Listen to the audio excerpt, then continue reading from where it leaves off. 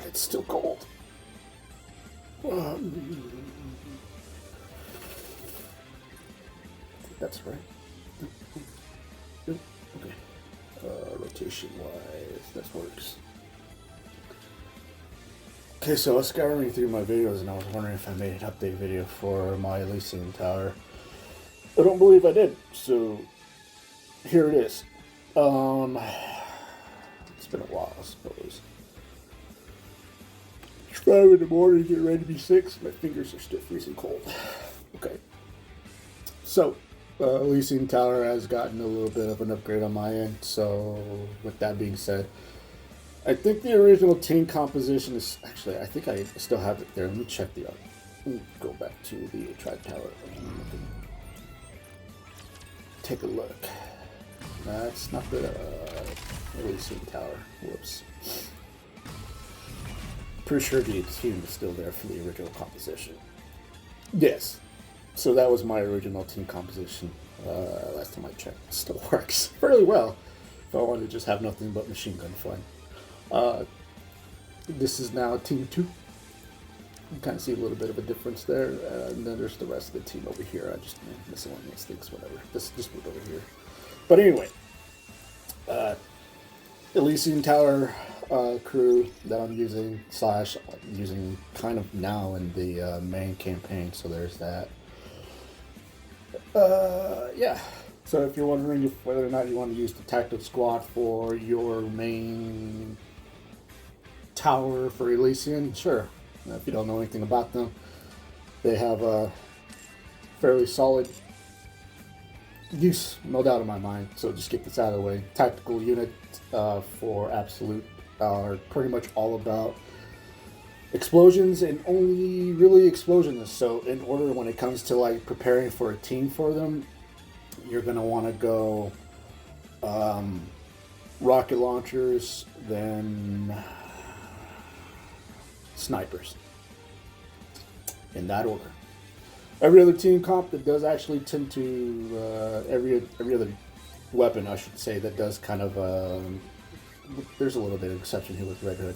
They don't really benefit too much from having tactical upgrades, mostly because they're all about, again, explosions. But you can kind of see Vesti here is kind of maxed out. Currently have the charge cube on her. Skills are all maxed out. Gears all maxed out. If you want to take a look at the over stats, the overload stats, that's them right there. Don't know if charge speed is doing anything. Part of me says yes, the other part of me says no, but I don't really care. So if you know anything about tactical upgrade Vesti, she's all about explosions. Literally scorched earth policy, new kink. It's explosion-tastic, okay? Basically, she has a pretty unique setup when it comes to it. One of the very few, if not entirely rare units in the entirety of the game that has at least a modification to their weapon. That is not a Pilgrim and/or limited time unit. If you don't know, she has 8 rounds. Your standard rocket launcher, I believe, has somewhere around 6 rounds, I believe.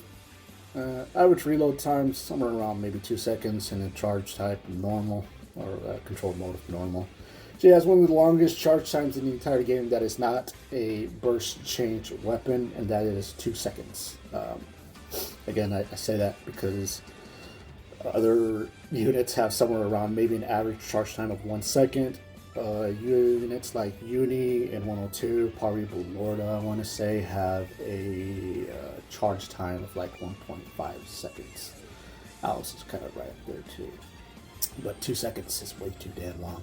However, whenever I played around with her in the tower and / shooting range and stuff like that, she's actually pretty decent. It's not so bad. The view mode does not do it justice. That's not what it doesn't do it justice, mostly because when you look at it, you're kind of thinking, whoa, she shoots rockets automatically. No, that's not how it works. Basically, how it works is when she comes out of cover, she stays out of cover, and she doesn't go back into cover until she reloads. But how she does is she charges up, like so, and then 1, 2, 3, 4. Charge time of 2 seconds. 1, 2, 3, 4. So that's how it works. That's how the skills she's got set up for works. When I look at this, it's like, holy shit, this doesn't do me any kind of idea. I mean, reading's reading, but realistically, I'm more of a visual learner. So when I see how it works versus how I read, then I read it, and I understand, and it goes into the whole entire thing. Which means that this looks stupid until I actually saw how it works. So the first missile that's fully charged will fire off, and as I showed you before, it'll go boom, boom, boom, boom. Which means after that first missile gets launched, the remaining 3 missiles will have 100% charge speed and will fall right behind those rockets. So that's pretty damn awesome. It's pretty good. The huge charge damage, absolutely amazing. No pun intended. Whenever you do reload, the remaining charge, or if you put her into cover, the next shots that would otherwise be 100% charge speed will actually be gone. So there's some manual play there if you really want to do so, but realistically, I'll just let the AI do its thing. And when the AI does its thing, the AI does its thing really well, better than me. The bad thing about it is you can't charge tap shoot. So if you're looking to tap shoot, you won't be able to do so. Skill 2 is basically all about the skills that you can have. She works really well even if you're not planning on using her with the rest of the tactical squad. I mean, this may not look like much. It is when you add it all up together. It's pretty damn good. But even without Tacpac, Eunhwa, and Eunhwa, it's pretty damn good. She does get a lot more damage. True damage is always good, especially when you want to ignore high defense targets such as Barbell and Capra and basically Sentry, and you want those units gone ASAP. Well, there's Raptors. So, projectile explosive damage. She has like a nothing but pure stacking of damage, which is really, really, really high. Which is pretty good. I do like it. Her burst is pretty solid. I do like it. It has that initial whatever, but at the exact same time, it's a big scorched earth policy, and then afterwards, whatever survives, she just literally does more damage on top of more damage, more damage, more damage. Did I forget to mention she does more damage? More damage. The nice thing about this is that the blast radius does also affect parts. So if you're using her in a boss fight that does have parts, all ties in, then this will certainly do some damage to it. It may not destroy the parts, but it's something. Heavy metal also comes to mind, considering that heavy metal does tend to have a bunch of parts like literally surrounding it, and then stupidly gives everything hit rate debuff, which causes the bullets to fly all over the place. But those bullets tend to fly all over the place, all over heavy metal, and tends to hit the parts as well, which kind of in a way benefits more the Nikke's than it does heavy metal. But anyway, this is kind of one of those things I kind of wish more AoE swiping / screen clears sort of thing had parts included into the whole entire damage formula. Shame it doesn't. I guess they're just now getting around to it, but they really should stop releasing new Nikke's and really focus on retroactively making older Nikke's better. But the more they keep fucking up with the treasure, well, there's that. So the blast radius gets increased to 100%. If you don't know what the blast radius is, basically there's a little orange ring as soon as the rocket comes in contact with the Rapture, and you kind of see a little orange ring. Whenever you have this going, the ring that usually would be a little small orange ring suddenly just doubles in size and literally hits everything. We're kind of looking at something that's like maybe a fourth of the overall screen that does get taken up. And it's kind of like this, and then over here. So it's pretty massive. The blast radius is really, really big. Now, granted that she doesn't have a blast radius whenever she's like generally fighting, but when you're in burst, she has a bigger blast radius. It's the biggest one, I think I want to say, over Laplace and her old self. And then you got the true damage thing. Again, it's just buzzword, armor ignoring, so that's pretty solid. When it comes to like magazine capacity, one thing you want to make sure you do pay attention to, and this is what I've been trying to figure out, is whether or not I do have the perfect amount of ammo, because if I'm doing the math correctly, and because shit kind of adds up, and I did the math a while back, it could have changed since then, but I think it's 341.47% maximum capacity if you add it all up, plus 8 or multiply that or something like that, it looked like it came out to 27 rounds, which is 1 round short of being able to have an equal amount of rounds, because she fires 4 rounds at a time. So there's that.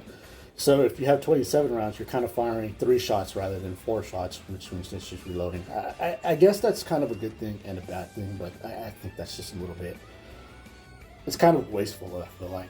Because you really want to make sure you're making use of that whole entire volley of rockets for sure.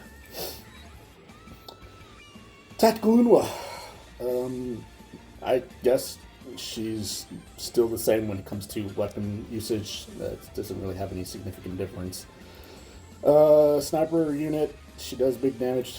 My main complaint about this is that she's got no piercing capabilities whatsoever. It's like they decided to make sure that if you're going to be using a sniper rifle, it's doing the best possible damage at use. And for me, I feel like a sniper rifle has one of 2 things: really good at one-shotting shit or having piercing capabilities.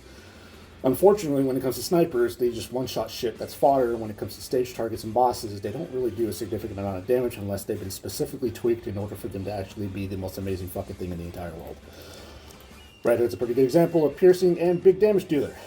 Fortunately, it's just one of those things where you just kind of think that piercing for all sniper rifles would certainly give them a form of identity. And unfortunately, there is no form of identity.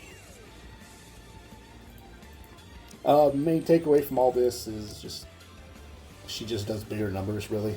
She has a pretty unique burst. I thought it was actually pretty good. I was kind of wondering why she was always the second best damage dealer in my squad. I mean, you have Red Hood Rapi in there, and it's like, holy shit. Red Hood Rapi is like barely even half the score of what Eunhwa has, and there's a reason for that. Camouflage scarf is pretty cool. Unfortunately, I don't think it works, and I mean that it doesn't work because I think it's bugged. She's supposed to be prevented from taking damage. Viper is a pretty good example of when being targeted by something. Chatterbox is a pretty good example. Lands in front of a target, lands in front of Viper, for example. Getting ready to unload a rocket barrage on her, and when you go into full burst or something like that, suddenly Viper is not targetable, which means the barrage that Chatterbox was getting ready to unload on her suddenly just cancels out, and then he goes into his next attack phase. I've seen units target Eunhwa even if she has this fucking buff going, even when she, still has it active while they're being targeted, before they're being targeted, after she's being targeted. Like, this doesn't fucking work. I don't believe it does fucking work at all, period. I don't even know if this actually works, because if this isn't fucking working, then there's a good chance none of this is working, so there is that. Other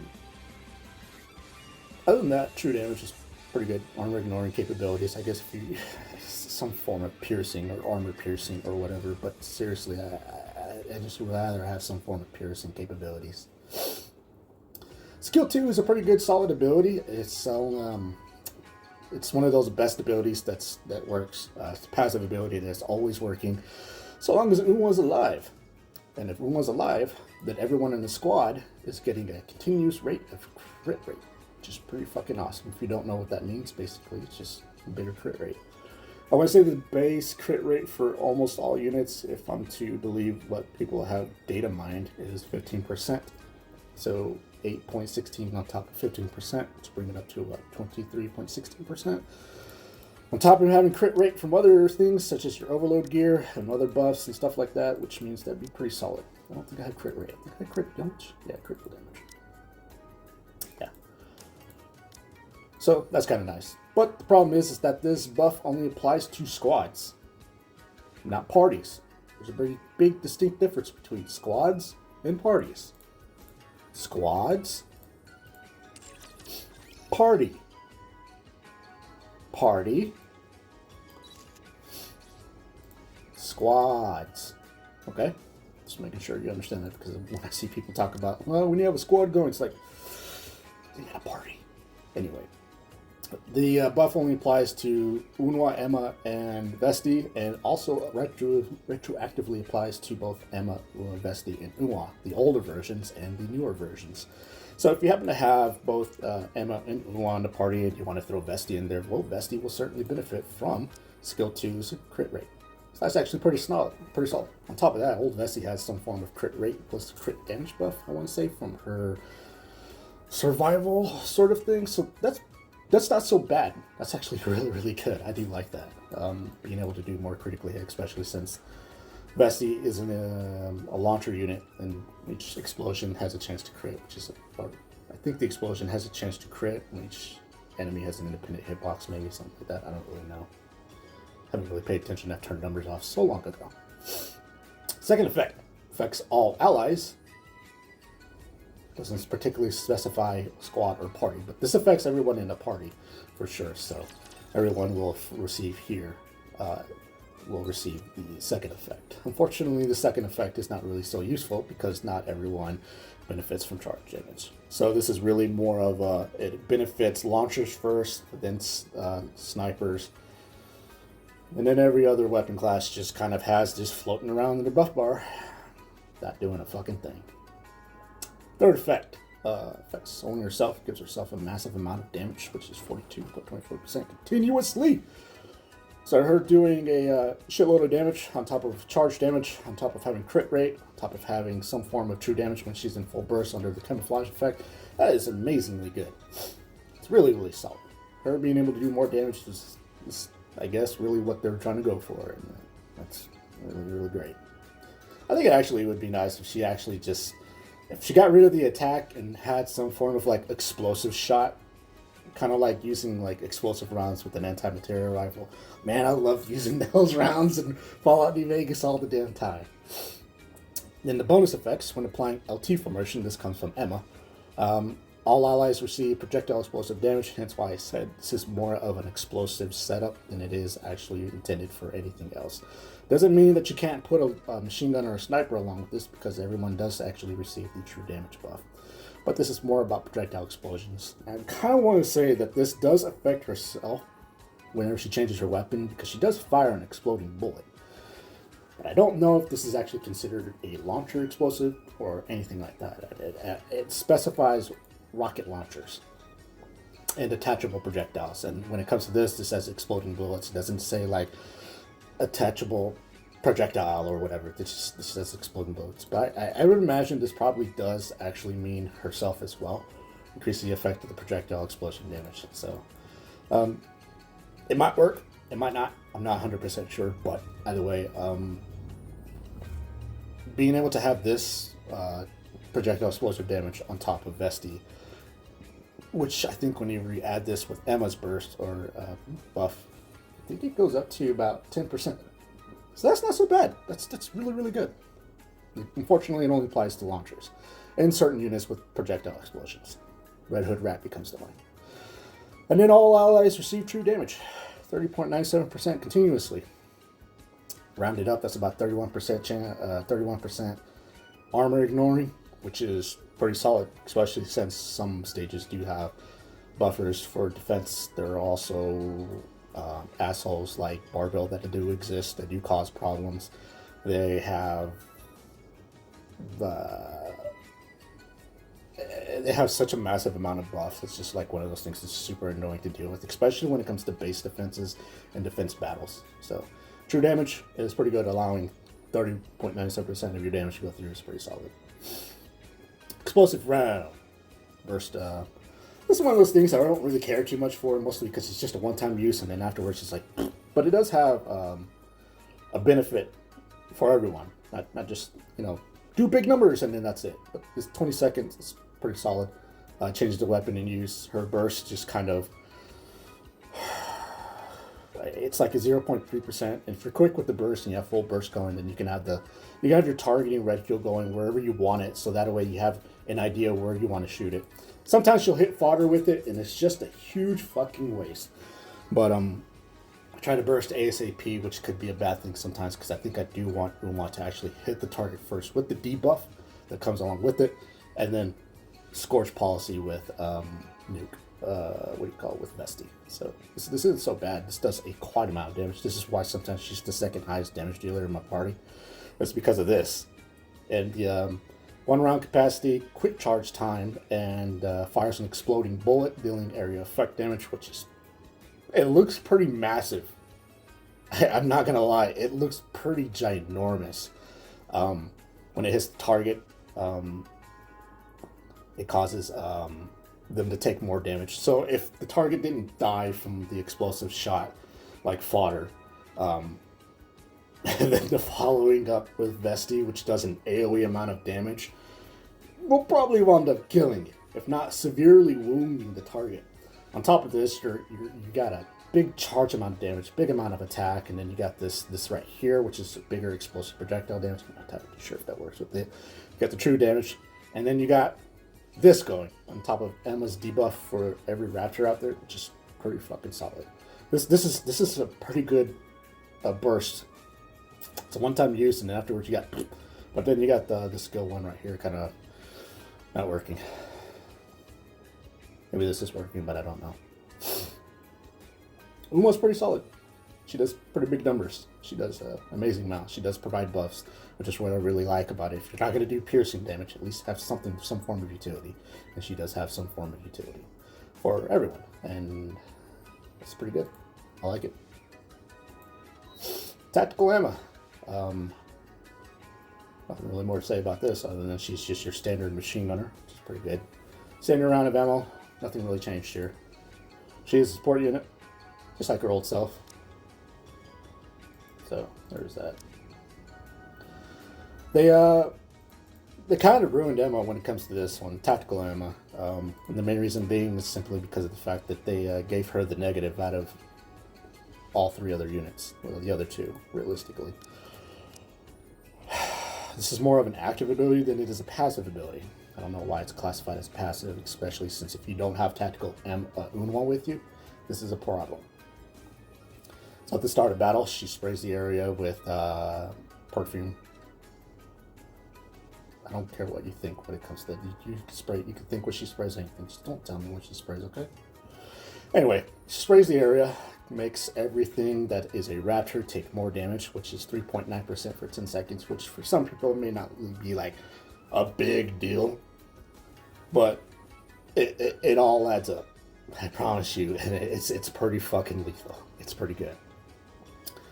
All enemies in the area that appear during the environment setup do get this debuff. So if all the enemies that are on screen right now get wiped out, and all the new ones that come in, they get this debuff applied to them immediately right after. I do know this for a fact because I've had this, this going 100% of the time, and then when the stage target shows up, they get hit with that debuff immediately. Now, if there's someone like, I don't know, Indivilia, who has a damage immunity debuff up, then yeah, they won't be able to get affected with the damage taken or any kind of debuff until that buff falls off. But I have yet to see a general stage clearing target be immune to it. Again, the only one that I know that's immune to it is Indivilia, and that's when she applies the buff to herself. But this is pretty solid. Making everything take more damage is really, really good. Again, it adds up fairly well. We'll talk about it here in a few seconds. Environmental setup, the second half of it, continuously recover 2.32% caster's final max HP every 1 second for 10 seconds, and this only affects all your allies. So, this is why I say it's an active ability until you have tactical Eunhwa with you. And then this recurs every 30 seconds, which means you have the buff up for 10 seconds and then it falls off and you have to wait 20 seconds later for it to come back. And then activates when the enemy appears, affects self-exposure, undispellable, tracked, taunt all enemies fucking continuously. Yes, I have tried this with aid. I have tried this with other units that have some form of debuff removal, and it does indeed say undispellable, aka you cannot remove this debuff. There is only one person in this entire fucking game that can remove the debuff. That is tactical Eunhwa. So if you have tactical Emma by herself, it's not going to work. She will definitely be the victim of abuse from every single rapture. They will all target her. She will die within a matter of seconds. I'd imagine there's some PvP use for this. I'm done thinking about it. Anyway, but this is pretty bad by itself. You can't really use tactical Eunhwa or Emma by herself. I tried using it and it just doesn't work. The only thing I could possibly think of is you have someone who has a high amount of defense, such as Jackal, and you want to put her in there, and you have both Emma and Jackal in the same party. Emma just happens to be the highest attacking unit, which Jackal will then target her, so that way she gets damage sharing. That'd be great. Unfortunately, everything will hit Emma, and that's going to hit really, really fucking hard. So there's that bit of a problem. This goes away, though. This part right here will go away here in a few seconds. Give me a second. Okay, now that's back. Some stuff happened, so yeah. Anyway, this doesn't work if you don't have tactical Emma Eunhwa with you, so there's that. I don't know why out of the entire fucking team, she had to be the one with the fucking debuff. It's not like you have debuffs with the fucking bunny squad, or if you have a debuff with the schoolgirls. This is, for whatever dumbass reason, a really fucking bad setup. I don't understand why Shidia did this sort of thing, giving one unit a fucking negative. It's the same thing with Maid Mast. She drinks too fucking much and then she winds up stunning herself. Somebody at Shidia royally fucked up, and I have no clue why, that they thought it was okay to give Emma a fucking debuff out of the 3. Anyway, LT formation. If you already saw the AS formation with Eunhwa? Yeah, AS formation. Then you have the LT formation with Emma. Again, the only thing she needs to do is just be alive, which is going to be fucking impossible to do if you don't have tactical Eunhwa with you, because otherwise she's going to be taunting everybody and she's going to have everyone kill her, which that means she's going to die and you're not going to be able to use her. Which means this won't happen. It's a pretty good sort of thing. I kind of looked at it, I was like, but then later on down the line I was like, ooh. So, same thing with like tactical Eunhwa, the same squad bonuses. Again, squad. Big difference between squad. Party. Squad. I would make sure of that. But they get critical damage, which is pretty good, which means that Emma, Eunhwa, and Vesti are getting both crit rate and crit damage that is continuously functioning so long as they are both alive. Well, Eunhwa and Emma are alive. Vesti goes away, that's fine, but this will still keep going. Actually, it's not fine. Anyway, critical damage, 23.51% is actually nothing to sneeze at, hence why I do have crit rate and crit damage on my Overload gear, because it does make a difference in the whole entire thing. Having some form of consistency is pretty nice, and this is actually a form of consistency, which I really, really like. Second effect is all allies get projectile explosive damage, which increases by 2.32%, which is not really anything too impressive, especially if you're not a launcher. However, 2.32 on top of the 5.11% I think that one gives is about 7, so that's actually not too terrible, especially if units do benefit from something like a projectile explosive damage, aka launchers. There are some exceptions. I'll show you here in a few minutes. Then the bonus effects is whenever you have the AS formation, all allies get the 30.90% true damage buff, which is on top of Eunhwa's 30.97%. So if you add that together, round it all up, that's 62%. But if you do not round it up, then it's about like 31.94%. I'm presuming it's additive because I don't know. We don't have fucking solid stats here. Some dumbass said back in November or October, yeah, we're going to be putting some stats in there. We're now in January of 2026. Good going. So there's that. This is actually something kind of nice, having some form of armor ignoring, especially in base defenses and defense battles, going up against harder targets in the Elysion Tower, or even in the campaign. Being able to ignore a good chunk of the defense is always quite nice, especially since this is continuously going. It's not something you need to be into full burst or whatever. She just needs to be alive, which is hard to do if you don't have tactical Eunhwa with you. Effect 2 affects all allies. Projectile explosion is increased to 30.9%, which stacks with this, which stacks with Eunhwa's, which is about like 10%, which is really, really quite nice. I do like it. Exposure, effect 3 and effect 4. Basically what I said about this being really, really fucking bad, about having the taunt and then the reoccurring intervals, is not really that impressive. But so long as she has Eunhwa with her, then the exposure, the active ability, that the taunt goes away, and then the recurrent intervals go from 30 seconds to 10 seconds, which means that this whole entire setup right here that comes back every 30 seconds is now every 10 seconds. So this is constantly being reapplied every 10 seconds. This is constantly healing every 10 seconds So this is quite nice. This is a very big thing. This is very nice. Again, but you have to have the tactical Eunhwa with you, which is not a really bad thing. This is really, really nice, especially since you are giving your allies a little bit much more true damage. On top of that, you are making everything on the field continuously take a debuff, and you're making all your allies healthy as much as possible. So this is quite nice. I do like this whole entire thing. It's quite nice indeed. Very, very nice. And then the effects itself, it makes it to where her battle formation, battlefield formation, my bad. This doesn't do anything. This just makes sure she gives everyone more attack. So if you're like me and you have her maxed out with the core, you got the maxed out doll, you got the maxed out gear, you got a pretty sufficient cube, then suddenly giving a big buff to everybody for 10 whole seconds. It's not too terrible. It's pretty sizable for sure. Effects on yourself, the environmental setup. Basically what this does is it makes this a little bit much more potent. Probably say about 7.8 maybe. Increase in damage taken, on top of having true damage, on top of Eunhwa's burst, which makes everything take 27% more damage, and then you got like a formula for massive chaos on the field. Just being able to make the enemies take more and more damage is incredibly good. And then the second effect, this says only herself, but realistically, this benefits everybody.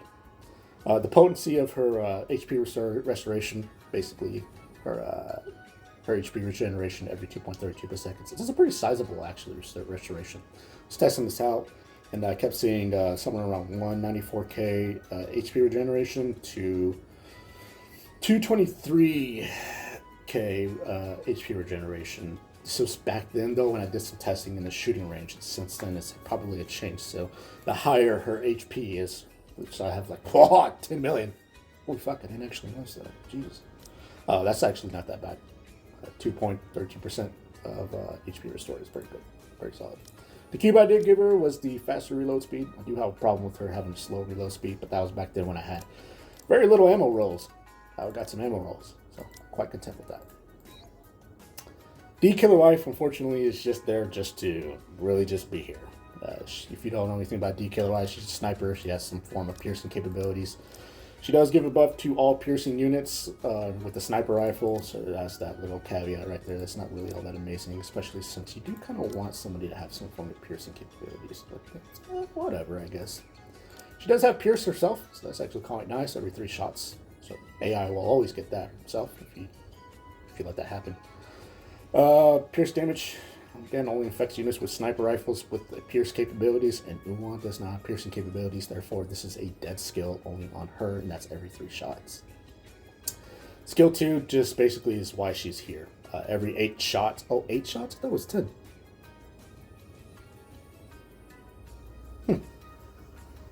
Anyway, every 8 shots is a 7-second cooldown, which is quite nice. The AI will be able to achieve this no problem. Activates when attacking with a fully charged shot 5 times, affects all allies to make everything get more damage. So on top of true damage, on top of enemies taking more damage, on top of damage buffs, and basically getting more attack damage. This is very, very nice. No doubt in my mind. I do like this 100%. And then kill the target. Unfortunately, Eunhwa is never really going to be the one to be bursting, and the main reason being is simply because Emma does provide much more buffs to everything than D will ever provide, especially since you have to actually target this with the crosshairs, which is really, really annoying, because if you're not controlling D, then basically this could be put on fodder, and then the next thing you know, this just fucking goes away. So yeah, this sucks. This is actually not too bad if you don't have like a good burst 1 unit, which in that case, this is actually not too bad, but you do want to manually control that. On top of that, damage to parts, pretty good. Hitting the core damage, pretty nice.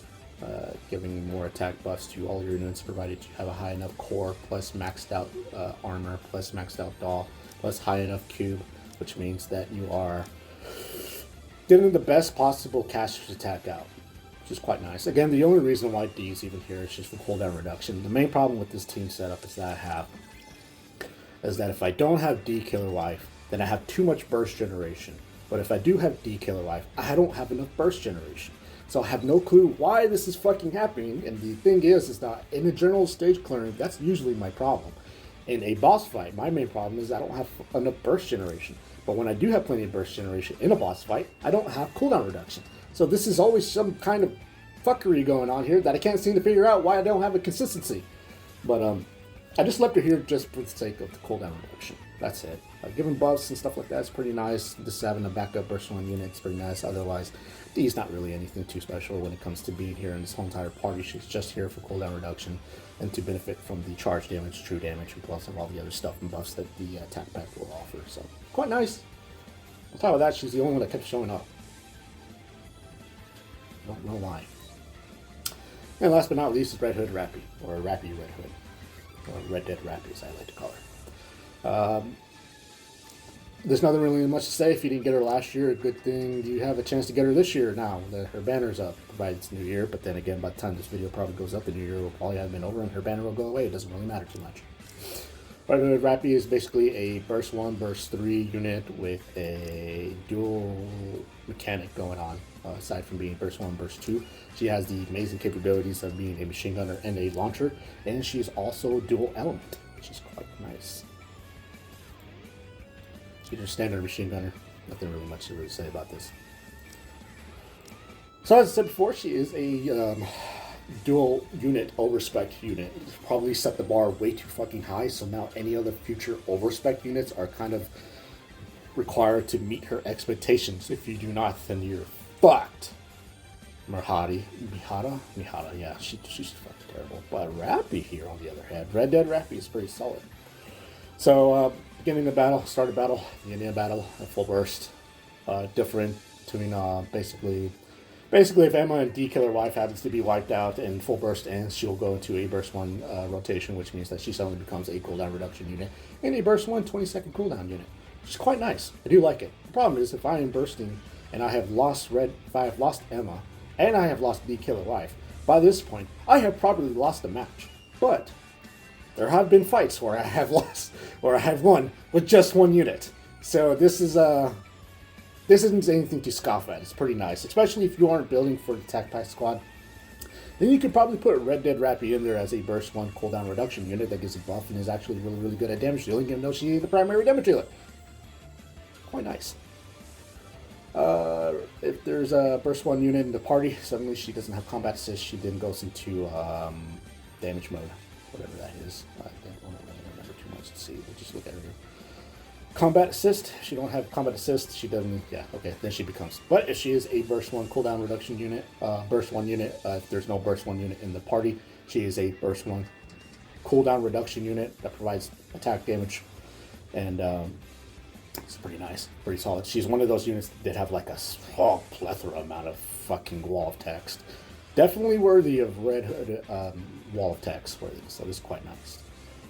If you do have a burst 1 unit, she's activates full burst herself. It's not a combat assist. Basically, she gives herself a ginormous amount of damage and a really big amount of part interruption, aka the little red circles that do pop up from time to time in boss fights. So this is actually quite nice, really, really nice. I do like that.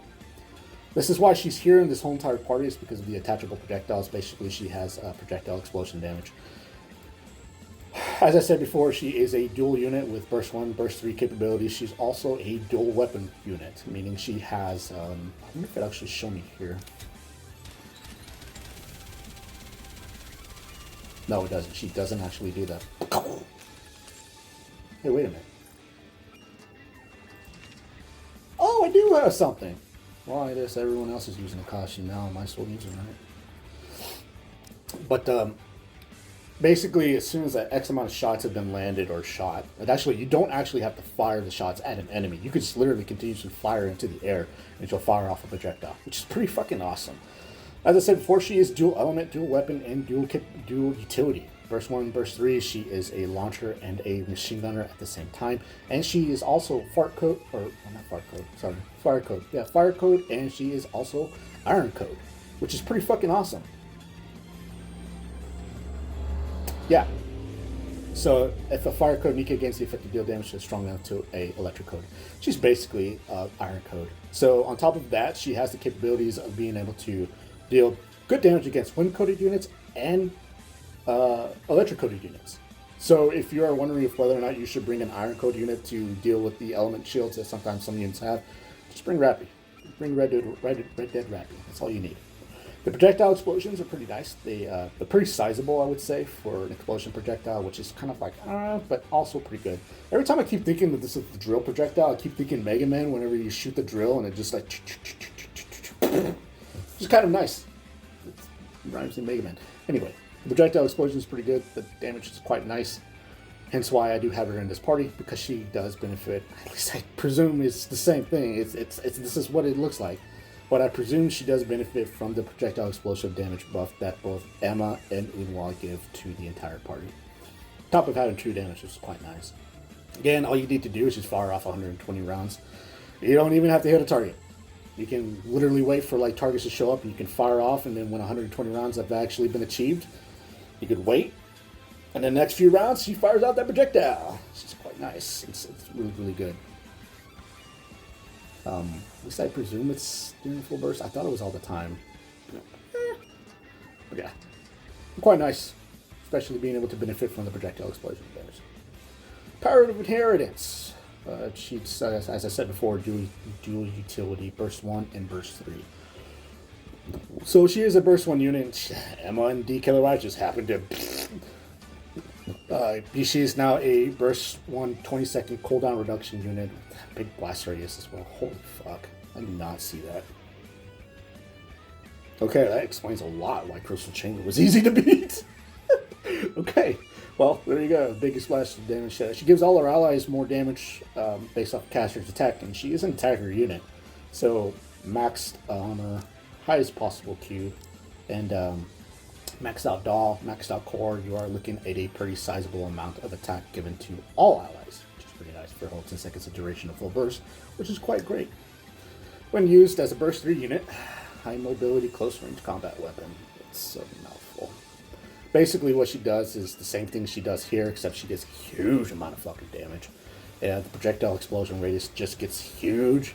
The attached damage goes up by a lot, and then goes from needing to fire off 60 rounds to now only needing to fire off 120 rounds. You just go to only 60 rounds. So this is pretty fucking lethal. This is pretty nice. As a machine gunner, you definitely want to make sure she has a lot of ammo. So that's why I keep her here. She does benefit quite a lot from both Emma and Eunhwa's explosion. So that's quite nice. I do like it. Like I said, this is the whole reason why I have Rapi here and my Elysion tower. Otherwise, if I had another launcher unit that was actually pretty good and was a burst 3 unit, then I would totally use someone else other than Rapi.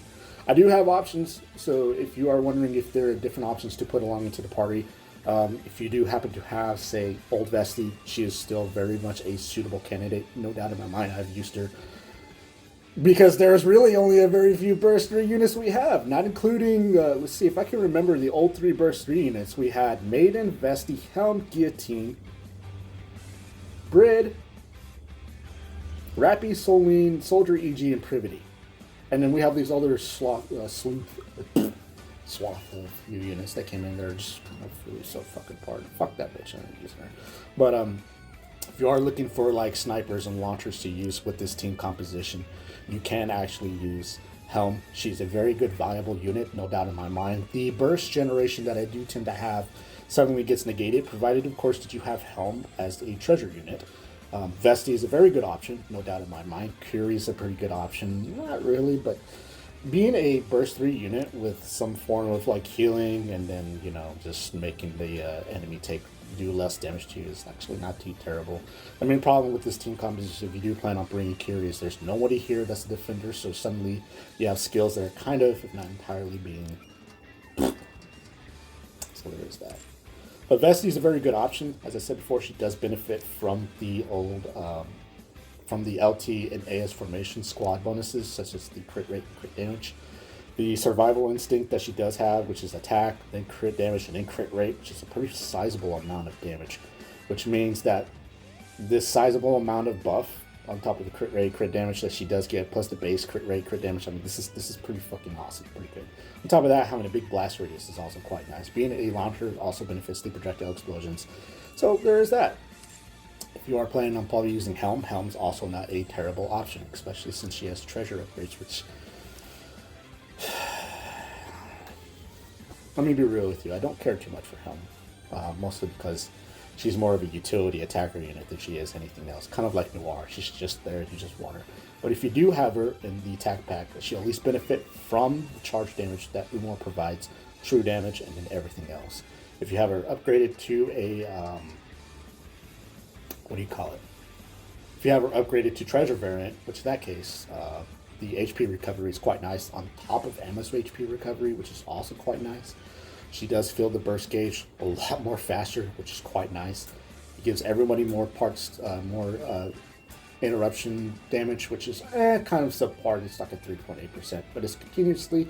But you're not going to be using that during general stage coin. Really, only in bosses, in some bosses, really. During full burst, everyone gets a huge amount of attack. So on top of Emma's buff, true damage, Eunhwa's buff, everything taking more damage because of the debuff and having more attack, and then you got D Killer Wife giving more attack. I mean, this is quite nice. It's very quite nice. And then activates when the target full charge. She does deal more damage. That's quite nice. Woo. Still no piercing capabilities, so she does not benefit from D Killer Wife's piercing. Fuck off. And then Aegis Cannon, which she does 8,000 fucking %. It doesn't seem all that impressive. It really isn't. Recovering HP over time as damage as 54%. That's pretty fucking high on top of Emma's recovery, which is already fucking high. And then the charge damage multiplier for herself, which she does more damage, is actually quite nice. So Helm is an option in case you wanted to actually figure out if there's a different burst 3 unit to put in there. You have your options right here. If you don't want to use launchers and or snipers, by all means, you put whatever you want. I don't care too much for Phantom. I don't care too much for that one. Bread's a pretty kind of option. D Killer Life is, or D regular D is just Solean actually does benefit from this, considering that Emma will constantly be healing her, so that HP buff will actually be active all the time. Still waiting for Treasure to fix that. D K I wouldn't recommend, simply due to the fact that any form of ammo capacity reduction is a bad form of ammo capacity reduction. That's literally DPS down. And Privity Fuck You. Also, she does have the same fucking thing where she makes your ammo capacity go down. Supposedly it affects the older, how do you say, the baseline ammo capacity. It doesn't affect the magazine increase that you get from overload gear.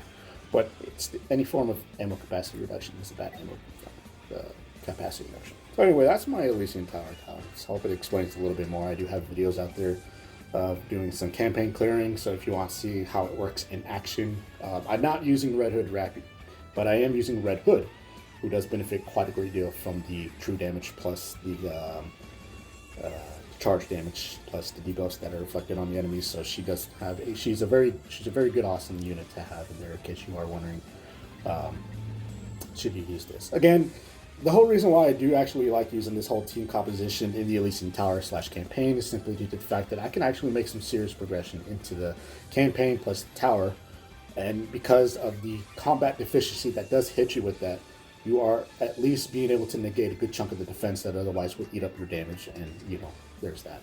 So, Tacpac squad, good, very awesome. I highly recommend you get them. If not, then hey, don't worry too much about it. You're not hurting my feelings. I can care less. You use whatever you want.